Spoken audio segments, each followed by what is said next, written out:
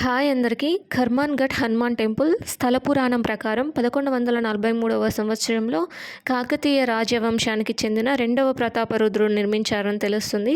ఒకరోజు వేటకి వెళ్ళిన ప్రతాపరుద్రునికి విశ్రాంతి తీసుకుందామని ఒక చెట్టు కింద పడుకుంటాడు. ఆ సమయంలో రామనామంతో తపస్సు చేస్తున్న శబ్దం వినిపిస్తుందన్నమాట. ఎవరు అని ఆ అడవిలో తపస్సు చేస్తున్నదని చూస్తే ఆంజనేయ స్వామి ప్రతిమ తపస్సు చేస్తున్నట్టు కనిపిస్తుంది. అది చూసి ఆశ్చర్యపోయిన ప్రతాపరుద్రుడు ప్రతిమకి నమస్కరించి ఇంటికి వెళ్తాడనమాట. బట్ ఆ సంఘటన మాత్రం ఆయన మనసులో అలాగే కదులుతూ ఉంటుంది. ఒకరోజు రాత్రి కలలో ఆంజనేయ స్వామి కల్పించి నాకు ఒక గుడిని కట్టించమని అడుగుతాడు. అడిగిన విధంగానే ప్రతాపరుద్రుడు ఆ ప్రదేశంలో గుడినైతే కట్టిస్తాడు. అతని పరిపాలనలో అక్కడ పూజలు అన్నీ బాగానే జరిగాయి. ఆ తర్వాత కొన్ని సంవత్సరాలకి ఔరంగజేబు ఆ ప్రదేశాన్ని పరిపాలిస్తాడనమాట. ఆ తర్వాత ఏం జరిగిందనేది నెక్స్ట్ వీడియోలో చూద్దాము. Do like and share and subscribe for more informative videos. Thank you.